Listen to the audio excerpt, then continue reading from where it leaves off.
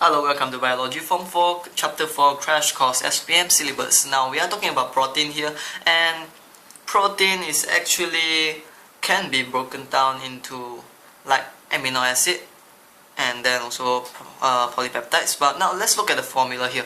Amino acid combined with amino acids, you get dipeptide and water. It's the same concept here as sugar that we have just touched on previous video, where here you have your amino acid combined with amino acid to form the bond, or condensation is like necessary, and then you form the dipeptide.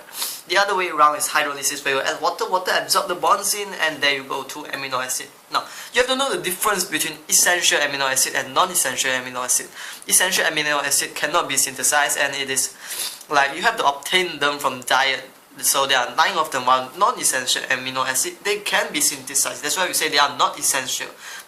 By this essential, it means that it is whether it is essential for us to consume it.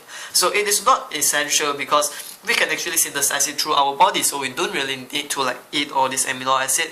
So yeah, let's talk about the structure here, where you need to know 4 structure to it.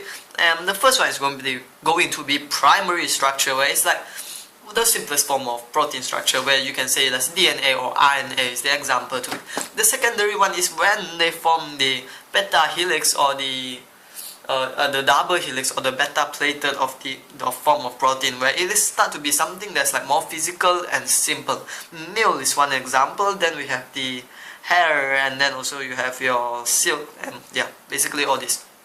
They are like keratin. Keratin is a secondary protein.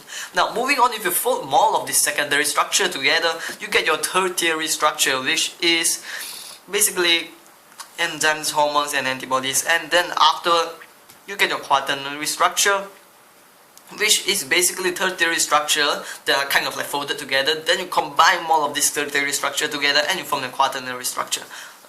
You see, in tertiary structure is like moving on to be a little bit more complex, where they all have their functions like enzyme, hormones and antibody. Now in quaternary structure, it is something that's very complex. So in this case, it's going to be our hemoglobin. You know, our blood, our hemoglobin is actually very complex in terms of how it forms oxyhemoglobin. How it's not really like just one nucleus. I mean, it's just not really just one cell without nucleus. It has a lot of complex structure with it. That's why quaternary protein is actually our hemoglobin. Now, to do a quick review, primary is going to be DNA and RNA, secondary is going to be all these basic structures that we can see that do not carry much function other than protection and stuff like that. So it's our hair, nails, silk. Tertiary is going to be stuff that are more complex, that have functions, so we call them enzyme, hormone, antibody. Then afterward we have the quaternary, which is the most complex one, and that is our hemoglobin.